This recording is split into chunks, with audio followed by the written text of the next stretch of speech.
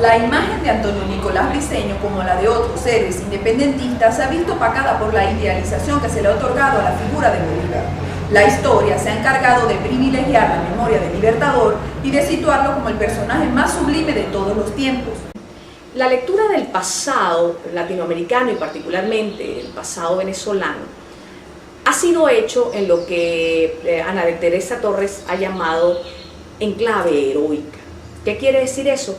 Bueno, que generalmente las interpretaciones que han habido del pasado independentista se han hecho mirando los grandes acontecimientos de la guerra, la actuación de los héroes de la independencia, dejando al lado una serie de recursos, de acontecimientos, de personajes que también fueron fundamentales en ese momento del pasado independentista latinoamericano y venezolano.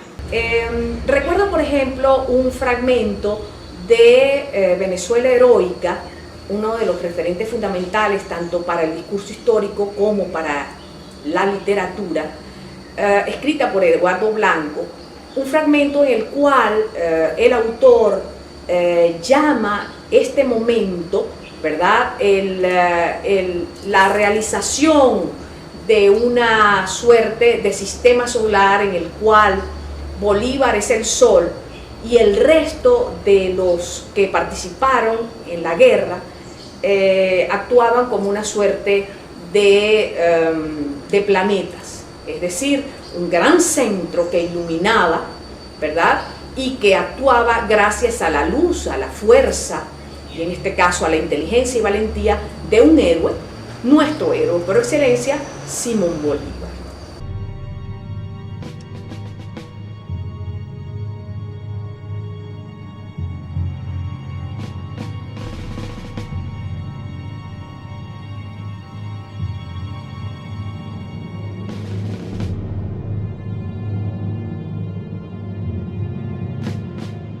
Lástima que Antonio Nicolás haya muerto tan joven, pero si no hubiese tenido que matarlo.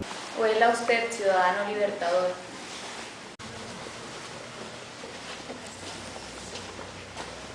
Ay, María Purísima, ese Bolívar es el diablo. ¿Cómo va a decir que hubiese matado a don Antonio? Si no lo hubiese matado el pescueza, patiquinese. Sí, el don Antonio fue un diablo, pero los demás también, porque toditico mataron gente. Él era un amo justo, bueno con la mujer, con todos en la casa. Tenía todo lo presto para ser libertador. Si no se hubiese muerto, otro gallo cantaría. Está bueno lo que le dijo doña María, porque hay que bajarle los humos a ese hombre, sé que es gran cosota. Esta guerra nos tiene cansado a todos. La abolición de la pena de muerte fue una de las principales preocupaciones por Antonio Nicolás Briceño en su ejercicio como abogado en el Congreso de la Primera República. Además, tuvo especial interés en darle un nombre a la América hispánica acorde a su pasado histórico.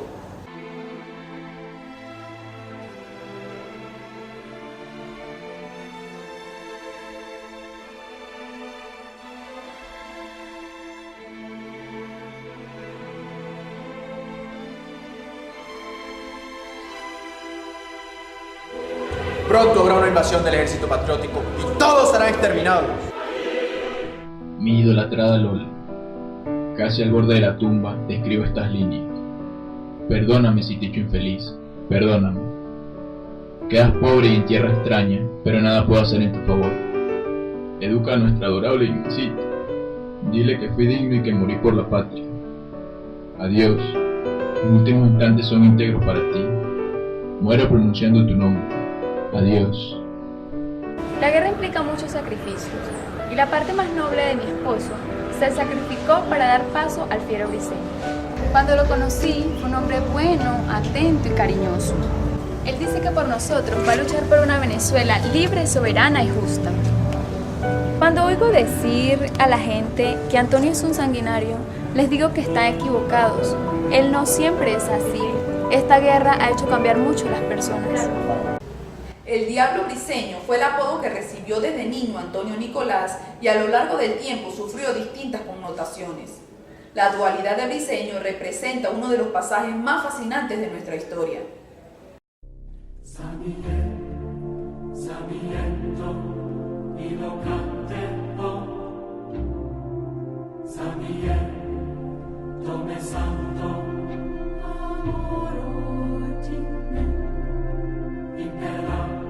El sobrenombre del diablo briseño nace de que durante la época de la colonia no había teatro y lo que se representaba eran autos sacramentales que llamaban, que eran generalmente interpretaciones de escenas bíblicas y ese tipo de cosas, sobre todo en Semana Santa y en Navidad. Y Antonio Nicolás Briseño lo buscaban siempre para interpretar al diablo. Entonces de allí nació el remoquete del diablo briseño. El decreto firmado en Cartagena por Antonio Nicolás Briseño, antes de emprender su invasión infructuosa a Venezuela, donde resultó capturado y fusilado, sirvió para que Simón Bolívar definiera la proclama de guerra a muerte en Trujillo e iniciara la campaña admirable en 1813. Tiró un manifiesto como para reclutar gente, que la gente se interesara en participar en esa guerra, donde daba los grados militares según la cantidad de cabezas que le llevaran de españoles o de pedazos de españoles, digamos, para poder dar los grados militares. Eso creó un resquemor horrible, la gente le pareció una cosa espantosa, realmente era una cosa espantosa, pero también era producto de la época. Los españoles, sin decirlo, estaban haciendo exactamente lo mismo. O sea, estaban beneficiando a aquellos españoles que dentro del ejército mataran más republicanos o más personas que estuvieran aliadas a los patriotas. Entonces era una cosa de igualar las condiciones de la guerra. Hay que desembarazarse de toda condescendencia, ningún acto compasivo, ningún rasgo de clemencia. Lo filantrópico no hay albergue cuando se interpreta con enervación.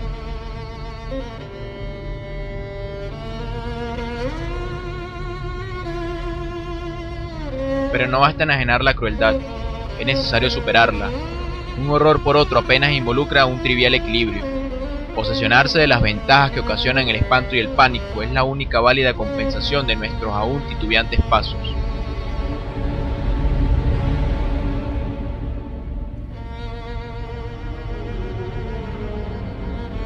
Me he permitido las represalias duplicando las atrocidades. Soldado que me presente 20 cabezas enemigas se convertirá en alférez. 30 servirán para el uniforme de teniente. 50 capitán. He consagrado el saqueo y la presa cual normas ordinarias.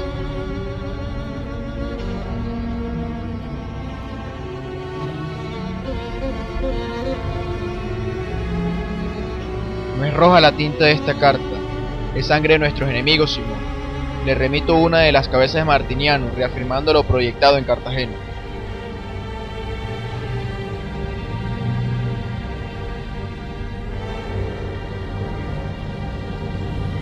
No son tiempos de bastardos y personales intereses, sino de aunar esfuerzos y sacrificios en provecho de la patria.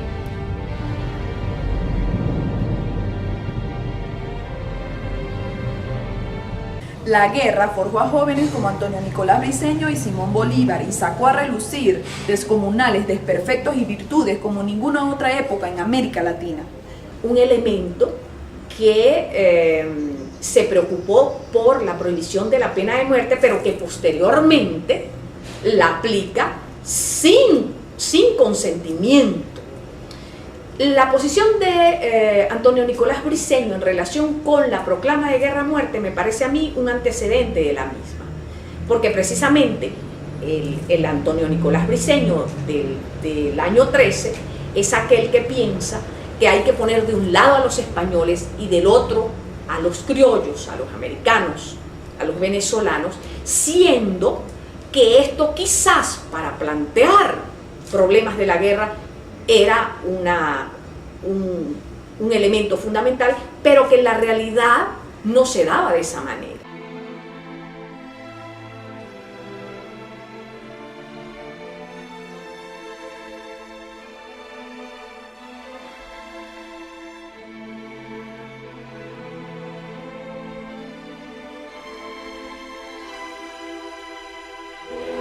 Fusílenme pronto, no quiero seguir viendo la cara a los tiranos que oprimen a mi patria. Abogado de garra, sustancioso orador, de palabra convincente.